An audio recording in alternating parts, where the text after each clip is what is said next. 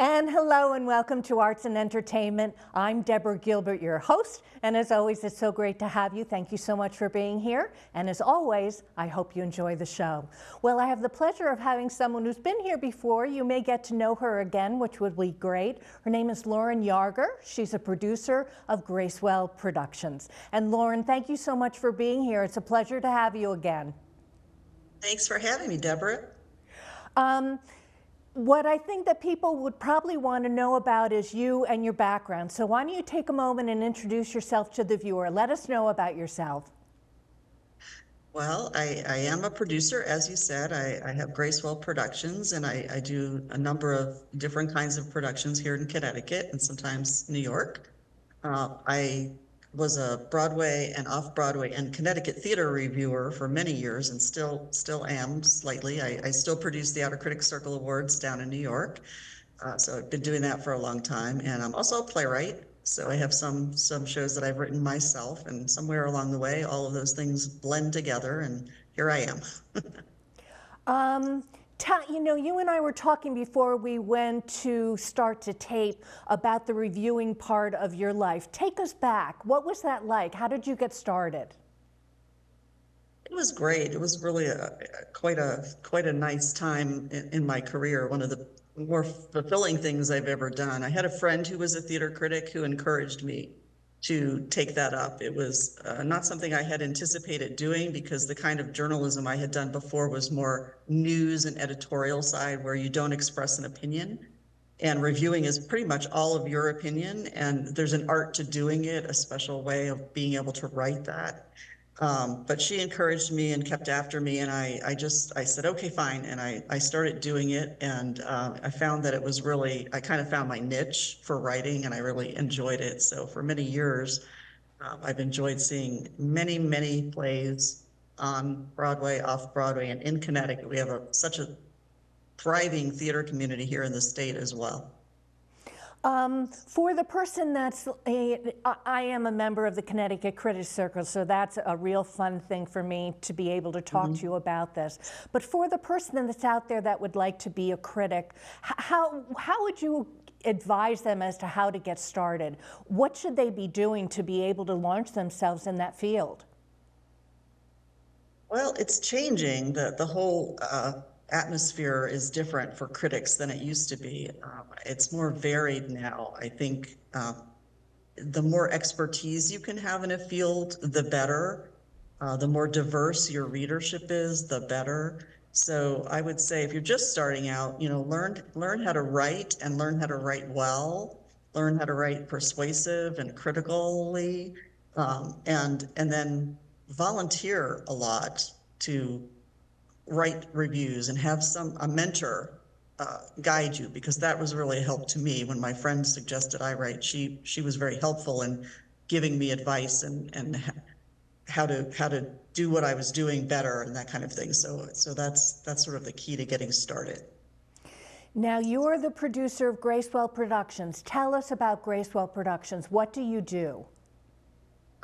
Well, right now I'm doing play reading series that I've done a couple here in Connecticut. One is in its 4th season at the Palace Theater, which is part of their Spotlight series there, under the direction of Sherry Marcucci, who has a number of different programs that they offer in the one particular space that we present in. But we have the last one of this season is a play called Eleanor by Mark St. Germain. And it's the life of Eleanor Roosevelt. It's a one-woman show, and she plays Eleanor at various stages of her life, as well as a bunch of other people who are in her life. So it's very interesting, and a lot of people are looking forward to that. And we're doing that in, March 22nd as part of Women's History Month. And that's one of the reasons why you are here, is Women's History Month and all the things that are happening throughout the state of Connecticut. So why don't we take a moment and talk about what's going on? Tell us what that means. Well, for the Connecticut chapter of the League of Professional Theater Women, of which I'm a co-founder, we sort of had a vision for many years of doing something statewide during the Women's History Month that would honor women in theater. So this year we are launching what we're calling Celebrate, and it's a month-long statewide event offering different things happening around women in theater. So two-part for us is we have the Theater Women Awards on March 3rd. It's being held at Active Connecticut Contemporary Theater in Ridgefield. And then we have the Women Playwrights Festival, which is offering 4 one-acts in 3 different locations on 3 different dates throughout the state. And then in the midst of all of that, we're sort of the hub and center for anything that's happening during the month of March that involves women in theater. So we also have a list of other events that we're not producing ourselves, but that are happening during March. So it's quite a busy time. What made, now first off, why don't we go back? Let's talk about the League of Professional Theater Women. What is it, and how did you decide to be the co-founder of a chapter here for the state?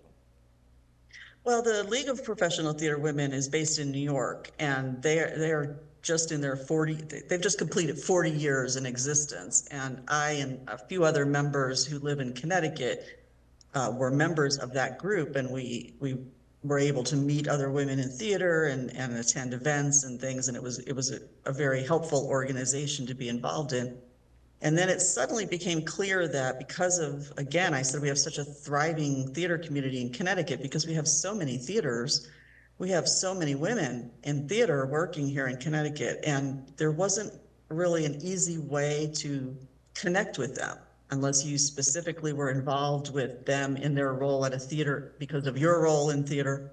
You kind of didn't know who other people were, what they were doing. So we kicked off with a couple of launch events, inviting women to come, and there was a great deal of enthusiasm for it. And it turns out that, you know, women in theater really do want to get to know each other. They want to network. They want to help each other, support each other, work with each other. So it's really quite a wonderful organization. So we ended up forming a chapter here in Connecticut of the League. And it's been in existence for what, about 8 years? This is our 9th year. Your 9th year, okay. Now for those individuals, now is it just women that are members, or are men allowed to join as well? Yeah, it's women. It's definitely just for women. Men certainly can attend events like the ones we have coming up. Please do. You're more than welcome. And men also can be friends of the League, but actual membership is for women. Okay, and that leads me to the next question, membership. For the women that are listening that might want to become a member, how do they talk to you about doing that? The easiest way is to visit our website. It's cttheaterwomen.wordpress.com. And there's all information on there, not only about how to become a member or to contact us, and you know, we'll get in touch. There's an application process for becoming a member, and then all of our events are listed there as well. Now, when I received the email, because happily I am a member of the chapter as well, of Women's History Month and all the things that are happening in the state for the Celebrate of Theater. Tell us how you decided to do it. What plays have you decided? What places did you decide to have all these events in? Well, the first one is the Connecticut Theater Women Awards, and that's the one at March 3rd at Active Connecticut in Ridgefield. And we have a number of awards that are being presented. We have some wonderful presenters who are joining us to present those awards. And then we also have one of our members, Carol Ziske, is directing the entertainment portion of the evening. So there'll be a number of songs and then excerpts from plays that are connected with the honorees who are getting the awards, or women in general or something like that. So there'll be some dramatic and musical elements interspersed with the presenting of the various awards. So it's going to be quite a festive and interesting evening. And we also have a VIP reception beforehand, so people can come and mingle and greet the winners of the awards, that kind of thing, and then attend the award ceremony. Was there a board, if you will, that was put together that decided what was going to be happening in the month of March? Well, we had a committee that was assembled for the Celebrate, and so I have Carol Ziske, who's that director that I mentioned, and Maureen Hamill, who is the artistic director at the Fairfield Theater Company. The three of us were the main committee, and then we had other people who helped with various parts of Celebrate to help determine. The Women Playwrights Festival, we were the committee, plus we had Jackie Hubbard, who's the artistic director at Ivoryton Playhouse, and she had run the Playwrights Festival for the last 6 years. But then Ivoryton decided that they would not continue it, so we absorbed it as part of Celebrate, but she helped us with it this year and is directing 2 of the plays along with Carol. The 4 plays were selected from plays that were submitted to us. We put out a call for submissions, and then we went through and read all of the plays, and we picked these 4 one-acts by 4 different playwrights, and the 4 one-acts will be presented as an evening or an afternoon together at the 3 different locations. Okay, so then the people that may want to attend these events, how do they find out where they are? Is it on your, we'll talk about gracewellproductions.com, your website. Where would they be able to find out the calendar of events? On the chapter's website, on the cttheaterwomen.wordpress.com site. All of the events are listed. The 3 locations are for the Playwrights Festivals are on there with the links for the RSVPs, and the awards program is on there with the link for RSVPing for that as well. And the wonderful thing about this, Deborah, is that we had a number of people who are supporters of women in theater, felt it was very important. They stepped up and became founding sponsors for Celebrate, and because of their generosity, all of these events are free. Okay, Lauren, let's hold that thought and take a break. I'm Deborah Gilbert. You are tuned in to Arts and Entertainment. We're going to take a break, and we'll be right back. Whether it's the truck attack on Bourbon Street or the wildfires in California, as concerned and generous people consider helping the victims and their families, Better Business Bureau's Wise Giving Alliance encourages you to consider whether crowdfunding posts have gotten permission from the families before using any names or photos of the victims. Don't assume there is an official connection just because photos are displayed. Verify how funds will be used. Be cautious about vague appeals that don't specify the intended use of funds. For example, is money being raised for medical expenses, funeral expenses, or other family needs? Keep in mind that contributions that help a specific individual or family are not deductible as charitable contributions on your taxes. And note that while some crowdfunding sites do take precautions in carefully screening, vetting, and managing posts after a tragedy, others might not. Tragedies can generate donation requests from a variety of organizations. We urge donors to check out charities by visiting give.org to verify if the charity meets the 20 BBB standards for charity accountability. And welcome back to Arts and Entertainment. I'm Deborah Gilbert, your host, and as always, I hope you're enjoying the show. My conversation continues on with Lauren Yarger. And Lauren, what I don't want to forget, which is also part of the reason why you're here, is Gracewell Productions. Tell us about gracewellproductions.com. What will the viewer find when they visit your website? They can find updates about what's happening in terms of productions, the various reading series that I have going, anything that's upcoming. They can also find links to reviews that I've written or my plays, that kind of thing. So generally anything that has to do with my writing or my producing is located on that site. Now, we were talking before we started taping as well about the 2025, even into the 2026 season. Do you have things planned for Gracewell Productions past this reading that's happening?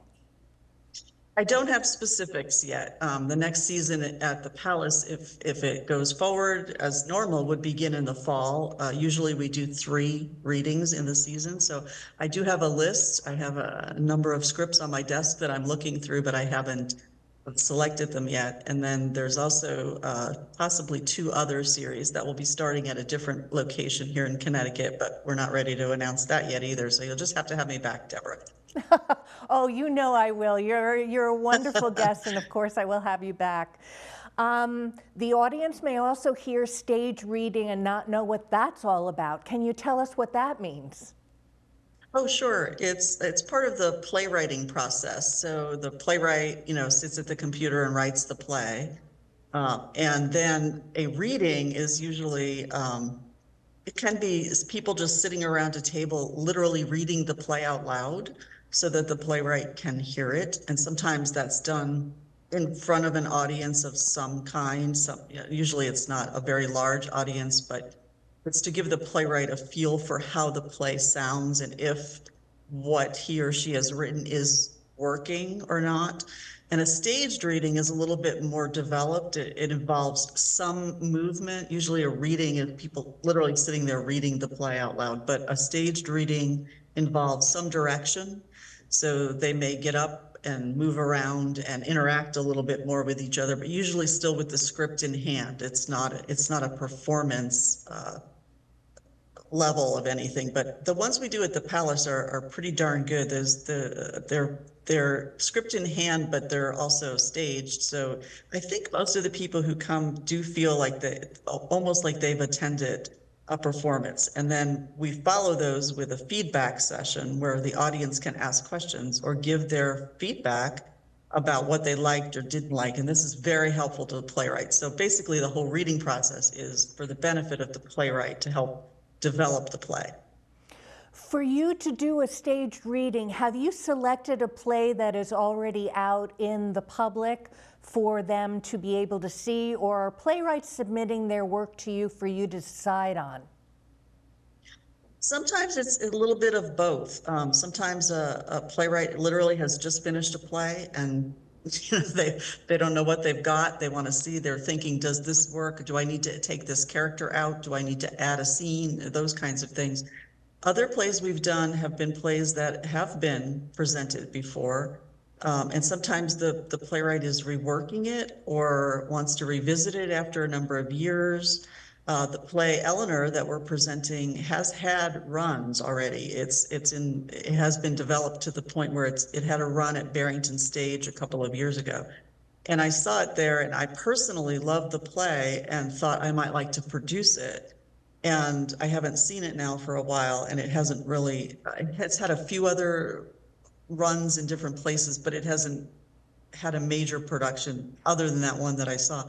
So this is also for me. I think it's for the playwright to, he can get a fresh look at a new actress doing the role, and I can get a sense of, the play and remember it from when I saw it and try to decide if that's something I would like to take on the road or be involved with in some production or something like that. Now, we probably have some playwrights that are watching this program as well. Are they allowed to submit their work to you? Would you be open to reading anybody else's work? Please do not. With the caveat to say it's better to contact me or anyone else for a playwright to make contact with someone and give me an idea of what the play is about. You can send me an email that says I've written a play. It's about this. It has 4 characters. A general sense. And is this something you would like to read? Because I get bombarded.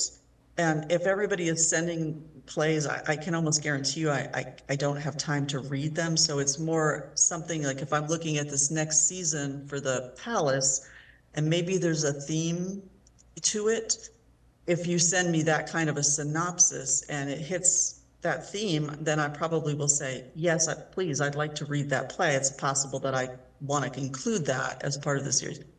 But to just send the play, it's probably going to go to my spam folder and I might miss something really good. So do that. Send the synopsis and an intro kind of letter first. Back to the League of Professional Theater Women, the women that are applying or are that part of the organization, tell us about them. What kind of women join an organization such as that? All different disciplines. We have a whole list of many disciplines. So if a woman is working in theater professionally, whether it's an actress or a director, a playwright, choreographer, orchestra leader, the education department at a theater, publicity for the theater, and any element at all that involves working in theater professionally, we have members from all of those different disciplines. Maybe not in the Connecticut chapter so much, but the New York organization certainly has a long list of accomplished theater women from all different disciplines. From your perspective, how is theater doing these days? We're in 2025, we're out of the pandemic. People are saying it's good, it's okay, it needs help. Please go to your theater, please support the arts. What are your thoughts these days as to how theater's doing? I think we're certainly doing better than we were during the pandemic, obviously, and coming out of the pandemic. But theater, for the most part, as far as I am aware, is still struggling. The numbers are not up. People are not coming back to the levels that they were before. Subscriptions are down. People are coming last minute. They want to buy tickets closer to the show. They're not willing to commit to a full season as much. So it's changed a lot, and how you market theater has changed. And it's, you know, it's certainly better, but I think it still has a ways to go. Now, people are also thinking, oh, Connecticut, it has some theater, but you're saying it has a lot of theater. Tell us about that. Mm-hmm. Yes, it does. It has some really wonderfully accomplished theater. We have, I haven't counted recently, but it's something like in the neighborhood of 15 at least professional theaters that have contracts with equity in some degree. Some of them are LORTs. They have a more complex contract than a small theater does or something, but they're professional theaters connected with equity. And then we have lots of theaters that are community theaters, and there's all levels of those. There are community theaters that have their own buildings and they have a full season every year. And we have small community theaters that rent space in other buildings. There are just hundreds of them in Connecticut. It's really a theater-rich area. What made you decide years ago to start this chapter? You were involved in New York. What made you decide that Connecticut was what needed to happen next? Well, we just really wanted to be able to connect with other women, and there wasn't a central location to do that. And even though the chapter was formed, it doesn't have a central location either, because the state is so large that, you know, if we just said we were located in Hartford, for instance, or New Haven, or pick a city, and that's where we are, people from around that area would be able to come and attend events, but people from the far-reaching parts of the state probably would not. So we're statewide. All of our events happen in different locations around the state. So eventually we're hopefully coming somewhere near you so that you can come attend a lunch or a program or whatever it is we're doing and connect with other women from around the state. Now, March is a very big deal for the chapter. What is happening for the rest of the year? Have you thought about other events for 2025, even into 2026?